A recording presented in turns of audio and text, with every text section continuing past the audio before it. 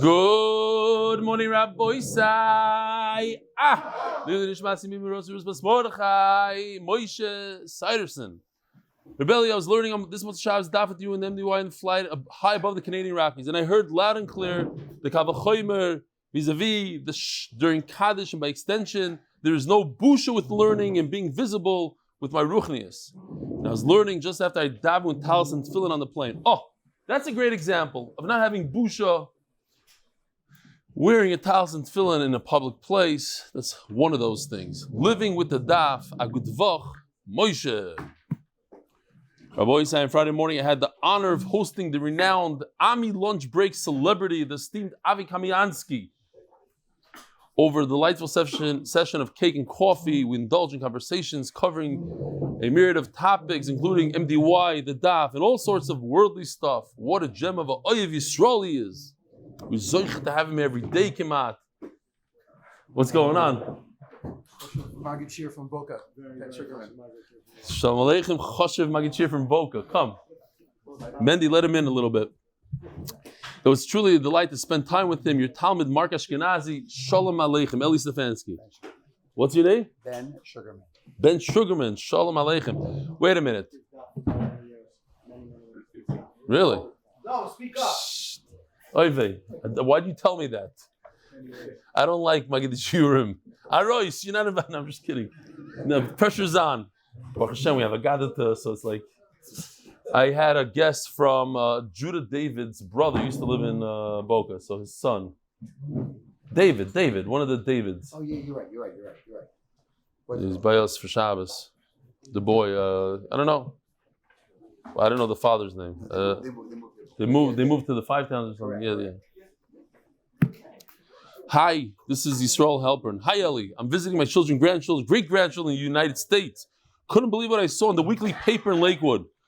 Of all the apostles of Yom that are giving shir, you were chosen. Don't get a swelled head, because while I was in Lakewood visiting my daughter and family who do not have Wi-Fi, I was not able to even Zoom your shir, download WhatsApp in her home, so I was forced to listen to another Magid shir every morning at 6 a.m. on the Lakewood radio. See you, Bezrat Hashem, the end of February, Yisrael Helper. And over here it says there's a famous Maisa of Rav Yosef, Chaim, Zonenfeld, Rav Cook arrived at a bris together. Both said that the other one should go first through the door. Chaim Zonenfeld should go first. He's the Rav Yerushalayim, Yosef Chaim Zonenfeld, until Rav Yosef Chaim Zonenfeld opened the other door and they went in arm in arm. But Kitzer, okay, Reb Tuvia Kohen, Shkoyach. Rabbi Yisai, the Koilel is sponsored by Anonymous from Lakewood, who does not listen to the radio at 6 a.m. in the morning. Refuah Tinoik Ben Malka, the Masechta for the unity of Am Yisrael. The Parnas HaChodesh, 7 of them. Yedidya Pereira, lezchut, zivug, hagam, bקרוב, Chana Rochel Bas Michal, Chaim David Ben Sholamis, ושושנה Brocha Bas Sholamis. Parnas HaChodesh, Rav Noam, Avi Gary Yosef, for your relentless commitment to MDY. Parnas HaChodesh, Lidin Nishmas Zechrya Ben Moshe, Lidin Nishmas Chai Bas Yosef. Parnas HaChodesh, Ahron Fraiman, it should be zechus to rebelli for continued siyadta, dishmaya, and teaching Torah to Klal Yisroel.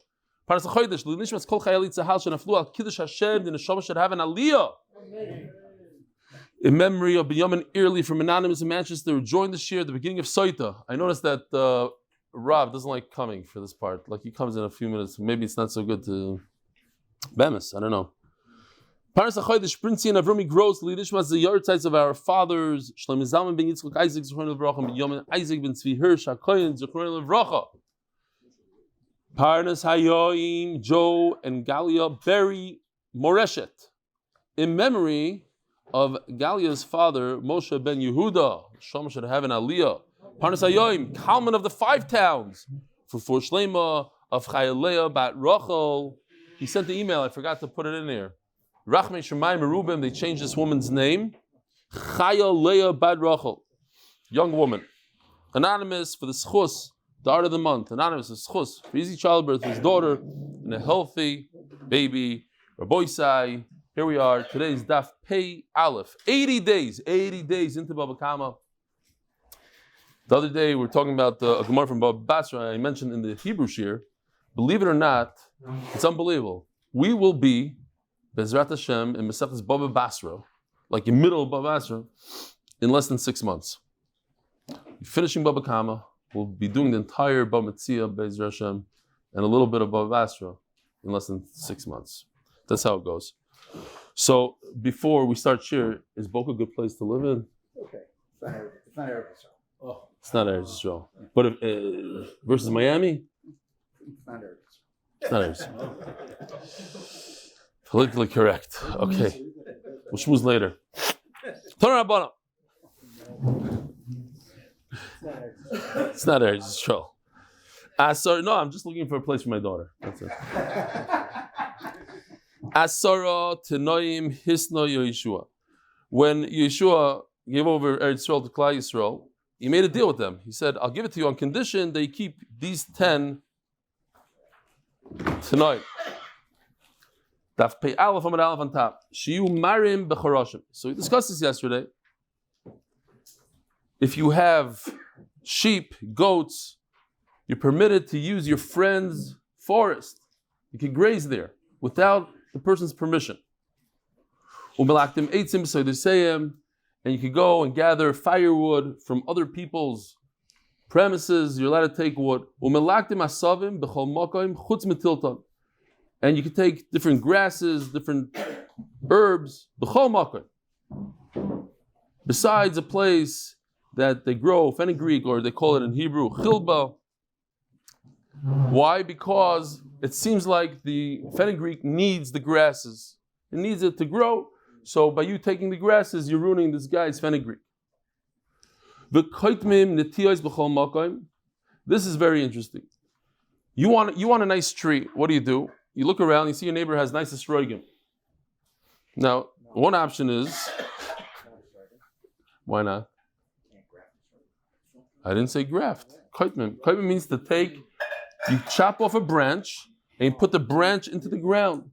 You could plant a seed, but you never know what you're going to get from a seed. Over here, you're going to get exactly the same tree. He has nice esrogim, you take a branch. Now, you go into his backyard, people work really hard. Rabbi Shomberg has an esrog tree in his backyard. It's a lot of work, right? Rabbi Shomberg, you got to make sure the thorns of this, you go this way. Huh? That's how you started. You took a branch. With rishus, without rishus. Family Lefkowitz. And he has nice esrogim, he tells me. I'm going to check it out. So you go into your friend's backyard. You go into Rabbi Shomer's backyard without his rishus. But there's conditions. You can't be Rabbi Damba, you can't leave now. There's different conditions. You have to take only this kind of branch, that type of branch, new, not old, not in the sun, different things. But it's unbelievable. I think the bottom line is that, typically speaking, you stand your right. You say, no, don't come into my backyard. Who are you to come into my backyard? Typically. And Yeshua is teaching us that don't be like that. If it doesn't, but it's not only Yeshiva Yisrael. We saw in Bavel also, in Chutz La'aretz also. It's close to Eretz Yisrael. No, Chutz La'aretz also. These halachas. In Boca, could you do this? Yeah, if that's where the Yidden live, and this, maybe, we'll see. If I have sheep, I bring them into your backyard.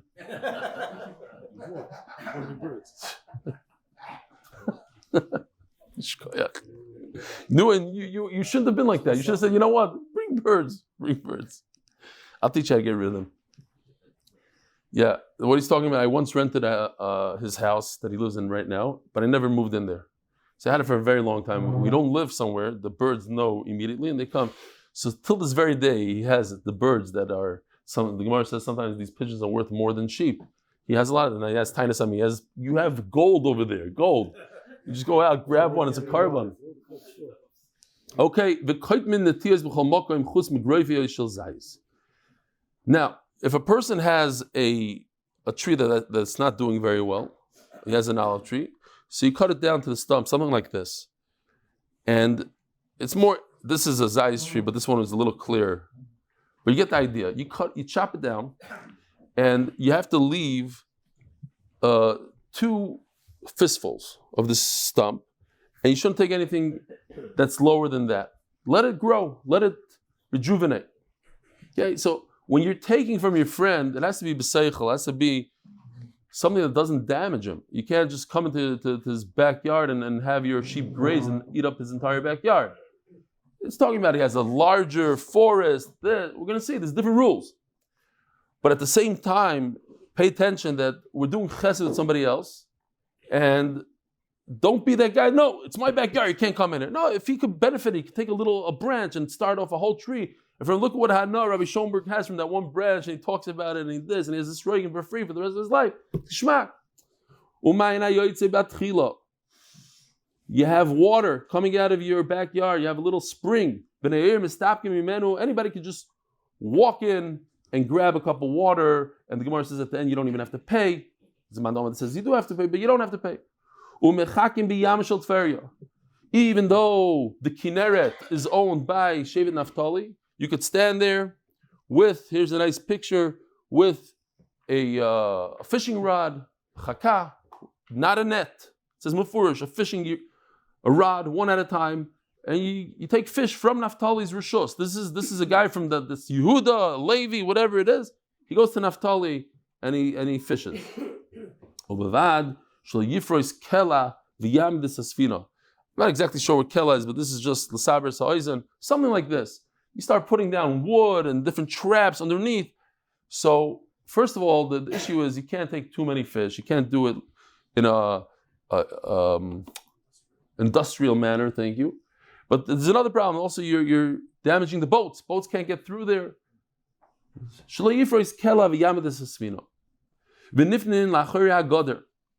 You're permitted to go into somebody's field that has a fence and relieve oneself over there. Not only that, remove a stone to use it as toilet paper from his fence. You're destroying his fence. You're allowed to do that.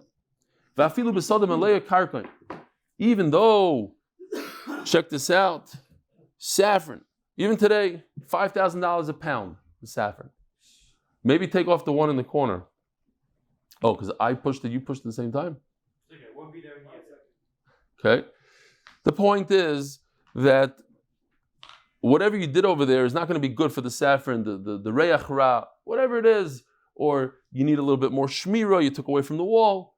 Even if you have a very expensive spice growing there, this is the world's most expensive spice, adiyim hazeh, you're allowed to use that person's chotzer as a bathroom. You're allowed to use shortcuts through different people. What? Ah, that's right. Sorry, it's right next to me. Here. Do you want to zoom in? We sell them in Best for like 50 shekels. This little thing's 50 shekel? What are you doing? Are you able to zoom? Right. Let's see your zooming capabilities. More.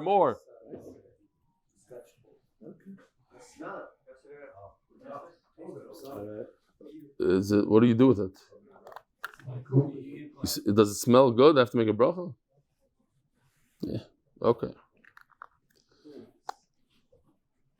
Here, pass it down to him. Shkoyach. Give the chashva gas, the magachir. I don't know if you ever held that in your hand.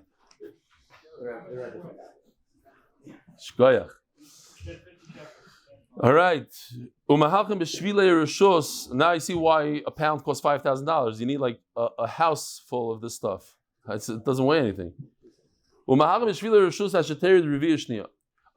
Yudzayin Cheshvan, you could use people's backyards in Muncie or wherever you live, that you have to go through different fields until there's enough rain that's going to ruin the field by you walking there. So it goes like this. Here's a picture. When people walk on the mud, so it creates highs and lows, different yiseidos, that when it dries up, it's very, very difficult to walk on mud that people stepped on. So therefore, you're permitted to walk on, like these two individuals are walking on the side where it's already the field. It's already private property. So if I were to ask you right now, those are two individuals, l'chatchila, what should they do? Should they walk where they're walking right now on the side of the field, or they should be nice guys and walk in the middle and not ruin it for the owner of the field? What would you say? What? They should what? Always be a nice guy. So the Gemara is going to tell us a story where a guy was trying to be a nice guy and he almost lost his feet. The Rebbe almost chopped off his feet. No, because it's gaiva. Once Yeshua gives you rishus to go on the side, you wouldn't think that, right? Don't be so nice. Chacham said you could do it, but you showing that you're not doing it, it's more of a guy if it's you ara. It's making extra chumras. V'hatoya ben akromim mefasik va'oila mefasik v'yored. So in order to explain this is mamish bizman hazeh. I want to show you an example of this Gemara in our days so you understand what's going on here. In America, they have something called cornfield mazes. Corn maze. Here's, if you have volume, it will explain it very well. Here we go. What just happened there? I don't know. Okay. I'm really scared. It's really dark, and we got a 3-week-old baby with us. Relax, calm down. Your husband's with you, right? Yes, but my baby. Okay, so that's in a cornfield in America. They say that they get these calls all the time. 911, people call them from within the cornfield. They're lost. Lost in the cornfield. What could you do? So the Gemara says here, you're inside a vineyard, you got lost. How do you get out? You have the right. You push it, you go, here's a picture. You chop down the wood, you chop down the vineyard, you come out. Now, obviously, it seems like from the Gemara, he could back his way out and come around. He doesn't have to. He could go right through the vineyard, chop. But we learned, even if a person is starving, could he walk into a bakery and steal a loaf of bread? The answer is, if mamish pikuach nefesh, he's allowed to if he does it with intent to pay. So over here also, l'chayra, they discuss it, they're showing him, he would have to say, okay, I'm going to pay for the damage. You can't just damage somebody's vineyard. Umis mitzvah, and finally, wherever you find a body that nobody's claiming, it's a mis mitzvah, the area around him, the dalet amas around the body becomes that of the mis mitzvah, and you bury him right there on the spot. So now the Gemara is going to go, that's today's sugya, we're going to go through these 10, we actually read 11 different takanas, t'naim that Yeshua made, and see how they work. There's different rules. Shumar b'choroshim, you're allowed to graze, your animal's allowed to graze on somebody else's property. Here's a classic case of where the Gemara kind of plays with the words and makes you think a second before you go on, because without Rashi it would be very difficult to understand. It means, daka means a behema daka, gasa means a forest. Doesn't mean a behema gasa, because it would make no sense that you're allowed to take a behema gasa in a behema daka in a gasa. But anyway, so it means your small animal is allowed to graze in somebody's very large forest. It's not going to cause any damage. It's not going to be noticeable. When you have a small animal in a small backyard, that would be also. Your camel eating even in somebody's large forest, loy. The kolshkin, and certainly gasa bedaka, if you have a large animal in a small backyard, the loy, that would be also. So there's rules. I'm assuming that a gasa and a daka, if a guy has 1,000 sheep and he brings them through even a decent sized forest, it would also be a problem. Each individual case. I'm not sure, but maybe. So to say, you let it go into your friend's property and take firewood. Says Gemara, it's not so pashut. Weeds, you know those trees that grow, the unwanted trees that all of a sudden pop up in your backyard and you work hard to pull them out, that kind of stuff. You can't just go over to Esek tree and chop firewood from there. You're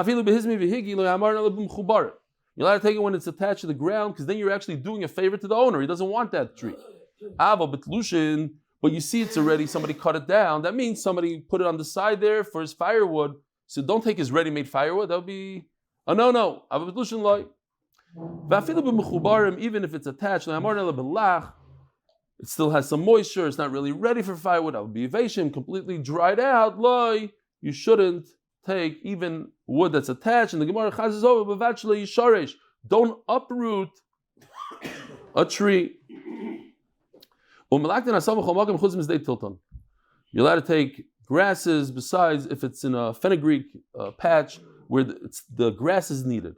So it says the Gemara, you see that for fenugreek, grass is good. It needs it. And that's why you shouldn't take it, because if you're taking it, you're ruining the fenugreek. Vermini, question. Tilton also imini asavim ema chayvim oisei lakor. So this is a halacha. It's interesting because we learned in Moyekatan. I was very surprised to learn it back then. Bezdin has a whole crew of people that they go around, and if you don't uproot your client from your field, they're busy uprooting different client from different. That's what they do all day. So the halacha is about client, different grasses that grow within different vegetables. It would be a problem. So the halacha is, we're not worried if you see grass with fenugreek. Don't worry, Bezdin doesn't have to deal with it, and we're not mechayiv him to take. He doesn't want it there. He himself is going to get rid of the grass. So you see that grass is not good for Tilton. So why are you telling me grass is good and you shouldn't take it? So one says there's an afkamina, it depends. So if you look back at this fenugreek, here's a box of seeds. When I want seeds, then he wants it over there, I think. Kan lezirin, no, the opposite. Lezirin, he wants the grass. When he wants the stalks, he wants the grass because it grows better, grabs onto it. For the seeds, he doesn't want the grass. So when he needs it for seeds, we're not worried. He's going to take out the grass himself. In our sugya, we're talking about he wants the actual fenugreek. He wants the stalks, and the grass helps him. So by you taking out the grass, you ruin it for him. So be careful. Don't take out the grass. It takes away some of the nourishment of the actual zrayim. So therefore, he wants the grass out. But when he has stalks, he wants grass. It rides, it holds on to the grass, it latches onto the grass, and it's good for it. When a person is eating the fenugreek himself, so he doesn't want the grass. So he'll take out the grass himself. So maybe that's by us also. No. By us, you're not supposed to take out the grass. That means it's lebehema. Kan lebehema, he wants the grass in there, so don't take out the grass for him. Why? The kivin lebehemo, the zara. Asav nami b'ayla. He wants everything. He doesn't want the animal just to eat fenugreek. He wants the animal to eat a lot. So he wants the grass in there. Don't take out his grass. But you're coming by and you want to know if you can take this grass out. How can you tell if the guy is growing it for his animal or for a human being? If it's nice and straight, interesting, I guess, Musuder, nice rows, a fenugreek, then you know it's for a person. If it's a balagan, then it's for an animal. Says the Gemara, you're allowed to go into a person's backyard and take a branch off a tree, besides if it's a small olive tree that's two fistfuls. This is,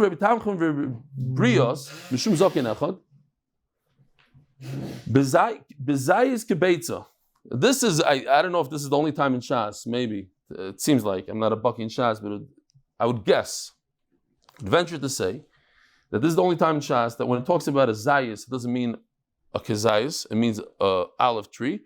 When it talks about a kebetza, it doesn't mean an egg, it means the length of an egg. Usually kebetza is volume. Over here it's the length of an egg. It's very strange, very interesting. That anytime you see, you have to leave on the tree. When you cut off a branch, leave a kebetza length. It's a weird way of saying a length. Yeah, I don't know. Usually it's a tefach, this, half a tefach. Leave a kebetza long branch. Okay? That's what you do. Where? In an olive tree. Not an olive. The whole shas is kezayis and kebetza. Over here it's in 2 words. Bezayis kebetza. Bekanim, when you're talking about reeds, ubikfanim min hapkakul amala. This is the best I can do, Rabbi Isai. There's a certain knot in a branch. Kind of indicates that this is the new growth from this year. So from that knot forward, you're allowed to take. Because it doesn't do anything for you. It's not a big loss if somebody takes that off. It's not growing fruit, etc. You take other trees, if it's not grape, you take from the soft branches. Don't take the real strong, thick branches. Min chadash, take from the new, Yedidya Pereira, doesn't make fruit. Don't take from the old ones that are already producing fruit. Again, we allow you to go into your friend's backyard, but be a mensch. Don't cause damage. Think before you start taking over a branch. Where's the sun hitting? Is this valuable? Not valuable? Take the least valuable one, the one that does the job for you, but doesn't cause too much harm to the other guy. Not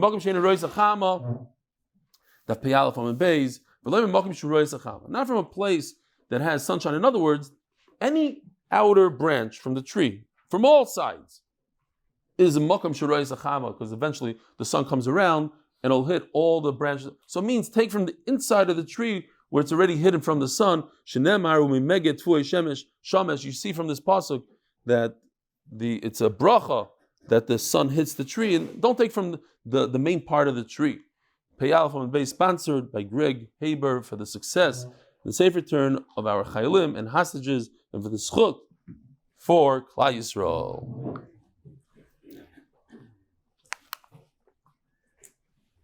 So if you have a spring of water that comes out of your backyard, Yeshua said anybody can walk into your backyard and take water. I'll mention that here in Ramat Bet Shemesh, I haven't seen it anywhere else in the world. I'm sure it exists, but a few people have spent from their own money and bought water fountains, cold water fountains. They put out a constant supply of cups, so that people walk up Ayalon right over here. I've seen it over there, but especially in the middle of Ayalon, it's a very steep hill. Where? Hayarkon, I saw it, right, Hayarkon. And there's a Sorek. People are Bali Chesed. It costs them money. The cups, the machine, the electric, the noise, the teenagers that sit on their steps at 2 a.m. and drink water and make noise, all that, it's Chesed, real Chesed. Huh? It's not water they're drinking.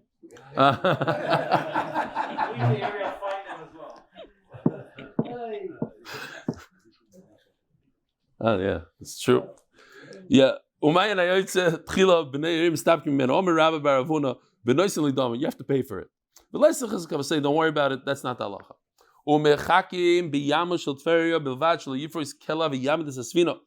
You're allowed to fish in Tveria, in the Kinneret, but don't put out like wood on the bottom and it hurts the ships. So I'm going to read these words because it's in the Gemara, but the Vilna Gaon takes it out. Huh? What?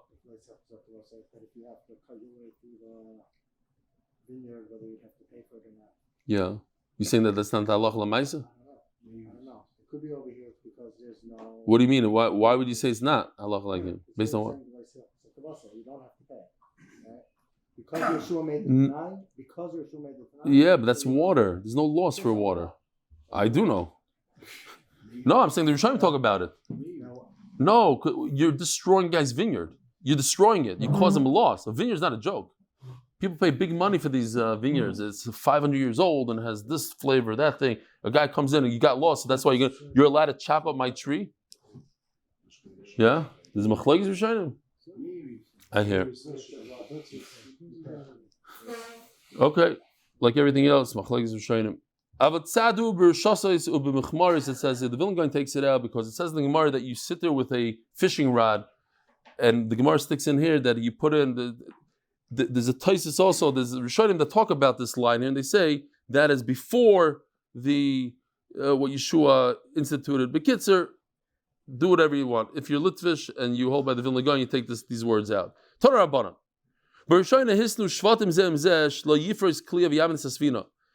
In the beginning, before Yeshua came around and made his Tanai, so they said, okay, don't put out a kliya, this thing here. Let's just show it again. So I don't even know if this is it. I'm just throwing this out, just as an idea. This it hurts the fishing. It also hurts the boats. Back then, before Yeshua came around, you could even use a net, a larger net. You should know that the Kinneret is in Naphtali's chaylik. They own it, the entire thing. So now they had a little bit of an issue. How did they enter the Kinneret from the south? The south was by some. It's another shevet. So they gave them around the Kinneret, whatever, a few feet, at least to put out their nets over there. That was theirs. L'kayim Shenemar, it says in the pasuk Yom v'Daraim on the south, Yerusha, they got a Yerusha. Tanya Reb Shimon Laza Omer, Tlushim shebaharim b'cheskas kol hashvatim heimoimdim. When Klal Yisroel walked into Eretz Yisrael and they found metaltal and they found gold, silver, bikes, computers, whatever they found, anybody, any shevet could walk over, even in Chelik Naphtali, right by the Kinneret, and grab a watch that they found. That wasn't owned by Naphtali because it's metaltalin. Anybody could come and grab it. But if it's attached, an apple on a tree, then it's that particular shevet that owns it. There's an interesting shaila to get to our day today. Saw on the news, they showed these pictures that they found millions of shekel and dollars in Shalom Aleichem. What's your name, Tzaddik? Russell Adler from? Edison, New Jersey. Send regards to my very good friend, Avi Kameler. Okay. Edison. Whew. Givaldik. Woman, you're also from Edison. Bezer Hashem in the new country. All right. So the shaila is, can a chayal that sees some cash over there, could he pocket it? It's one shaila. It's today, in Gaza today. So I don't know the halacha exactly. I'm just throwing. So first of all, money for sure. It shouldn't. I'm saying halacha. So a big problem is that the army doesn't allow it. It's against the law. So l'chayra, just for that they shouldn't be doing it. But what about the army themselves? Can the army themselves take? Is it gnevas akum? You're not allowed to just go into an Arab home and take money and jewelry. Now, if it's part of if it's a bizas muchama, if it's part of a kibush, so the shayla is what they're doing there also. So I'm saying there's something interesting to think about. Are they going to conquer and stay there? And then if it's part of the kibush, and then it should be okay, or they're going into there for as a some sort of what do they call it, like exercise? They're going to a raid, and they're trying to find certain things, but they're not really conquering, and then it will be a problem halachically to take. The Arab that ran away doesn't assume that it's same. You're saying it's hefker. You're saying something else. He was in the house of terrorists. The money. Money, right? The money, large amounts of money are probably Hamas. It's for terrorism purposes. Okay, I'm just saying. Think about it for a second. It's not so pashut. Before you go into Gaza and start taking people's jewelry from the thing, we have to think halachically if it's all right or not. I don't know what the halach is.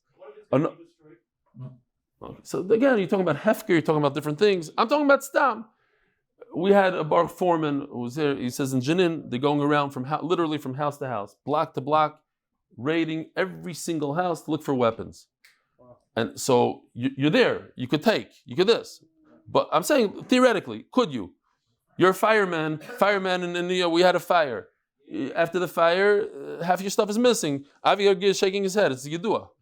That's part of what they get paid. It's okay, that's already...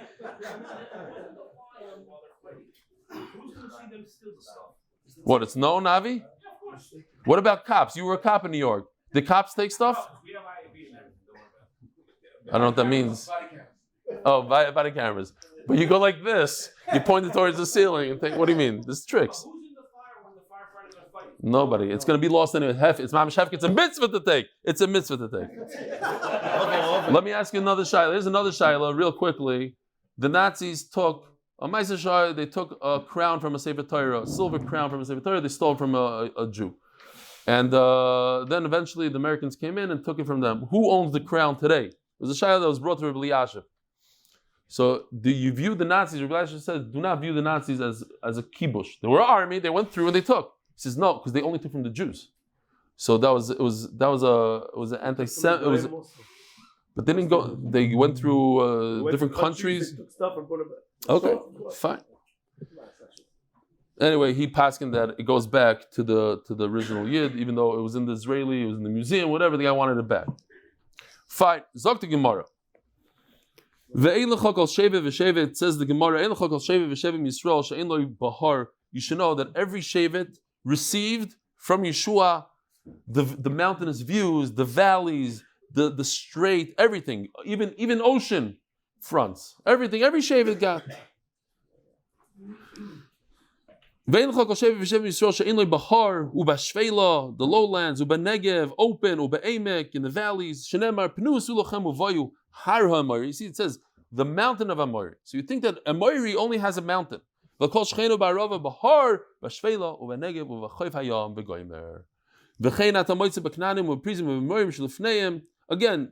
even though it says Hara Amori, the Amori didn't have just the Har. It had everything. It had Shvela, it had the ocean. And if you conquer the Amori, you're going to get all those different types of land. You let it relieve yourself in somebody else's field. What's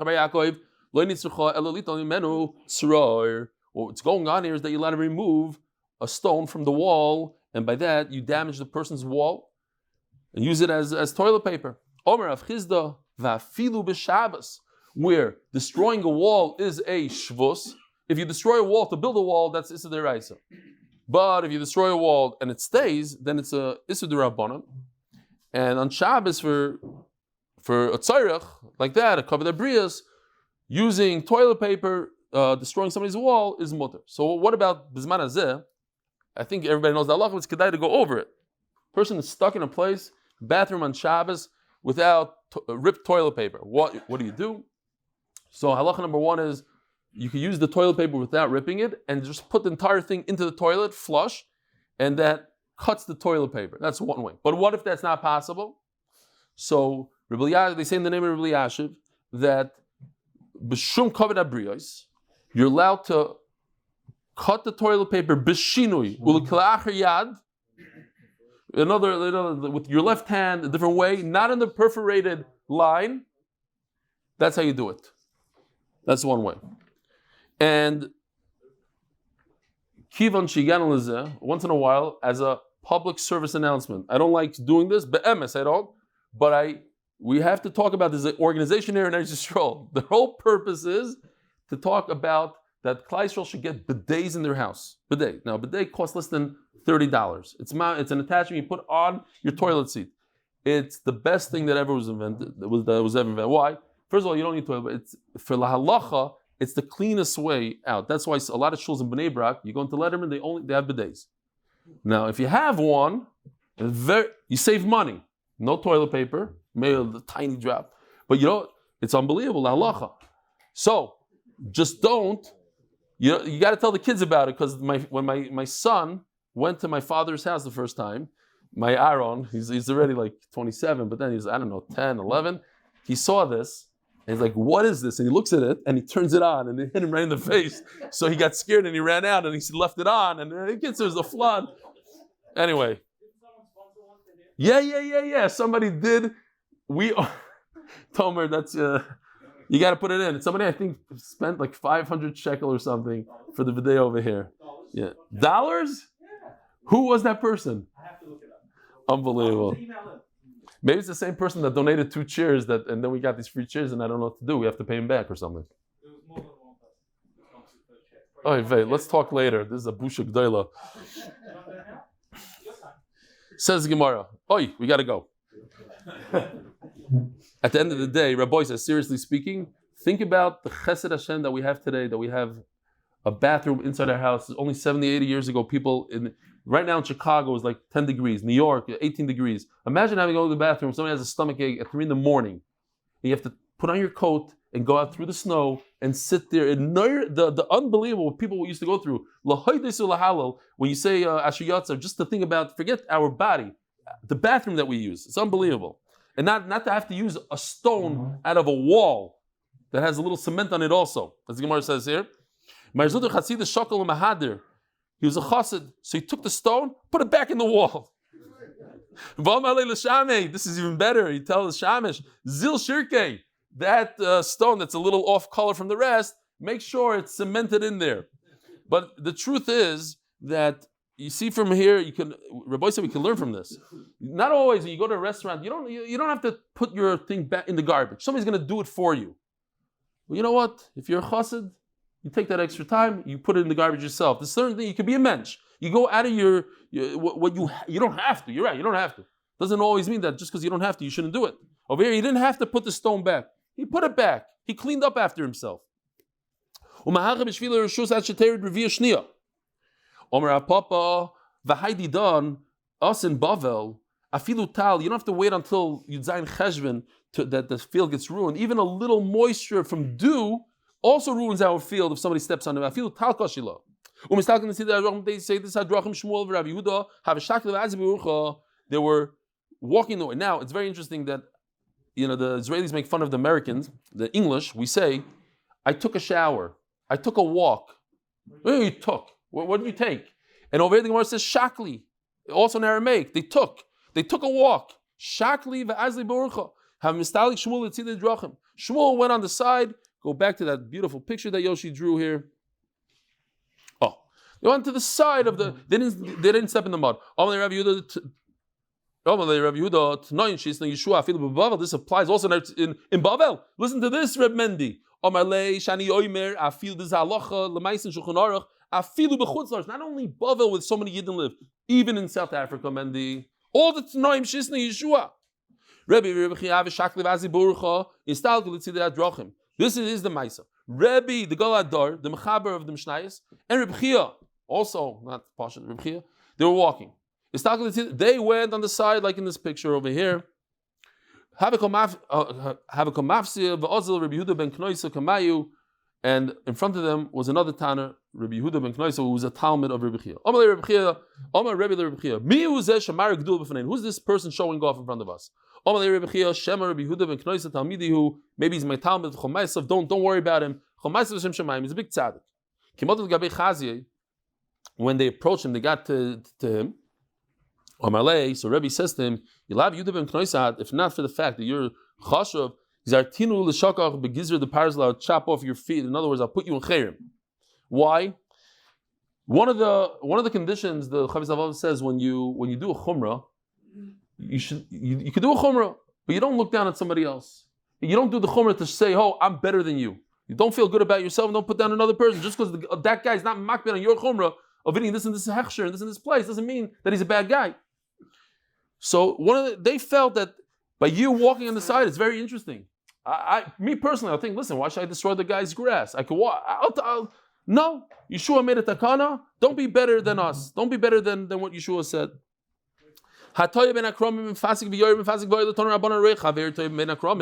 You see your friend getting lost. This is also a big yisoid in life, Rabbi Yisai. You can cut through the vineyard. And you yourself also. You cut your way through. What? You shouldn't. You could only help somebody else. You can't help yourself. Somebody comes to help. So he's a rescuer. He knows how to rescue. He knows his way. You yourself, you don't know what you're doing. So maybe you shouldn't. You should go out, come around. You're permitted. Says Gemara Deraisu. You hear this? Rabbi say, listen to this. When you help your friend find his way, you mekayim a mitzvah deraisu the sanya hashav as gufa minayin to return a person's body to himself. To give someone directions is a mitzvah deraisu. To be meishiv his guf, to tell a kid that's riding his bike on the street, it might be a mitzvah to hey, you got to wear a helmet or slow down when you drive. You're trying to give back his body. It's a mitzvah deraisu v'ashavoy soy. Rabbi Isai, I got to tell you, yesterday I made a phone call, and I think everybody should do the same thing. I called up a random guy. His father was here yesterday, and I don't think he's here. He told me he's going to come, but I called him up. I said, Shalom Aleichem, my name is Eli Stefansky. He says, yeah, I heard about you, Shir. I want to come to Shir. So I said, no, tomorrow is the perfect time to start. In other words, there are people out there. Donnie, he said he might know you, I think. There are people out there that really want to learn Torah. They just need that push. They need that phone call. And if it's a mitzvah to show somebody the way, when it comes to get out of a vineyard, to show them the way, when it comes to ruchnius, and say, hey, here's Torah, here's a new life, come on, here's the directions. Rav Noam 9, whatever it is, you tell them how to go. By the way, the physical part is not the I think it's more important the YouTube, whatever. I thought this is very, very funny. I think it was like last week. You know that everybody in Lakewood has a Toyota Sienna. That's like you go and there's like hundreds of Siennas. So when they come to the BMG, they park their Siennas there a lot of times, and they leave the keys inside because they double, triple park. So a guy has to come out. So a guy left a sign. He says, "Listen, if you took my Sienna, like in Shul, you take somebody else's coat. So the guy took somebody else's Sienna. You took my Sienna." He said he took someone else's car by mistake. Oh, he did? That's the story. Okay, interesting. When did that happen? I don't know. I thought it was hilarious. If you took my Sienna here, I have 2 car seats. You only have 3. Okay, whatever. The rise of the Kol Boy Mitzvah. Oh, that's the Gemara. But Midoraisa, you have to. No, so the Gemara says like this: the Midoraisa, you have to save this guy. Says you're right. You're scoring for coming, by the way. The Raisa who the Kol Boy Mitzvah, you're right. Midoraisa, no, he should go around. He should go on the sides. He shouldn't go through. Also, who? So Yeshua came, talking to him, Yeshua is the one that was mechadish that you're allowed to cut through. Says Gemara, meaning you're telling me that a meis mitzvah, the 4 amas that he died in, that's what you should bury in. If a person finds a meis mitzvah lying down in the street, it says Rashi 16 amas. Mamish, look at this, it's just empty over here. Unbelievable. I think maybe, I'm not joking, maybe this word Sratya is where street comes from in English. It literally translates as street. It's Sratya. Mifaneo limin Sratya, the small Sratya, you could take him, pick him up from the street, put him on the right of the street or the left. Zdei bur, if you have a fallow field, uzdei near, and one that's plowed, obviously, where should you bury him? In the one that doesn't have that much value, in the one that's not plowed. Hoishtein burois, if you have 2 fields that are just bur, shteim nirois, shteim zruois, mefaneo l'mokim shiyirtza. So this is a big problem. Why? Because we said that the maize, I skipped. Zdei bur, by the way, I got a text this morning, I'm not kidding you, from someone who said, I don't understand, you skipped 3 words on Daf Amud Beis. He just texted me today. He says, where was Rav Nachman? He think that you weren't there Motzei Shabbos. No, he said, I think it was Motzei Shabbos. Yeah. Really? No, but... And I said it, you didn't hear me. Oy vey. I'll say it now. Mifaneo limin Sratya, the smallest Ratyas. They bur, they near. Mifaneo is they bur. They near is they zera. If it's plowed and one is already seeded, mifaneo is they near. Put him in the plowed field, which is less damage. Hoishteim burois, shteim nirois, shteim zruois, they're both equal. Mifaneo l'mokim shiyirtza. The problem is, from the fact that you don't just bury him right where he's at, you see that he's not koyin a makom. He doesn't acquire the place where he died. You can put him in the field next to it. We're talking about when he died literally in the middle of the street, and you're going to bury him in the middle of the street. Now anybody that drives over him is going to become tameh. Once you're allowed to move him, then you can use any field you want. Amri, there's a Gemara in Ksubas, we learned it that Rebbe Kiva took a meis mitzvah 2 mil, and there's a whole thesis over there in Ksubas that talks about that it was what he did was wrong. It was like he killed people. It was like killing, because a meis mitzvah deserves to be buried right there. He shouldn't have moved him. His Rabbeim taught him. I guess it was in the beginning. Rebbe Shimon, Rebbe Lezer. It was also Bittul Torah, etc. Okay, Amri. Ask the Gemara, Hani Chatzri Havion Asara. Hani Chatzri Havion. Why you tell me this 10 Tanoim? It's really 11. Says Gemara, Bahachim Shvil Shus Shleim Amarin. Yeshua only said 10. The 11th was Shleim HaMelech, that you could walk on the side, you could walk on shortcuts until Yudzayin Cheshvan. You have nothing to do with your field. It's finished. There's no more fruit. So you're supposed to let people go in there, and if you don't, what do people say? What does he care? From instead of being good, people are going to call you bad. There's such a pasuk in it says almost like that. Don't prevent good from the owner. Don't be that guy. If you have nothing to lose, why not let him use it? V'suleka, that's the only thing. These are the only 10. V'oika the Rabbi Yehuda, the sign Rabbi Yehuda Omer b'shasei. So it's follow him when you take out all the manure or whatever. Other moitzi zivla l'shus harab and sevri kol shlishim. You take it out in the middle of the shus harab. Kedei sheyanishay b'ragli odem ragli behema. You let people step on that disgusting stuff to turn into fertilizer. That was part of the deal. Va'ika, also another one. There, Bishmal b'nai shel Rabbi Yochanan Braga. This time, Bishmal b'nai shel Rabbi Yochanan Braga. Omer tonight bezenu she has zeyertech zdechaveiroi. We're talking about a beekeeper here. Check this out. A person has bees, and they run away. They like this bow, whatever it's called in English. They like this thing that they naturally go to these kind of branches. So he lost all his bees, and he's a beekeeper, and needs bees. So he's allowed to go into his friend's field, just chop off that branch with all his bees, bring it back into his house, and he has to pay for the branch. To save his bees, all he does is pays for the branch. And another one, two people, one with a barrel full of wine, it's worth $100, one with a barrel full of honey, it's worth $1,000. I could force you, Rabbi, say, here what's going on. I don't know a good mashal b'zman hazeh, but I could force you halachically to dump your wine to save my honey. And you pay him, you get paid for the wine from the honey.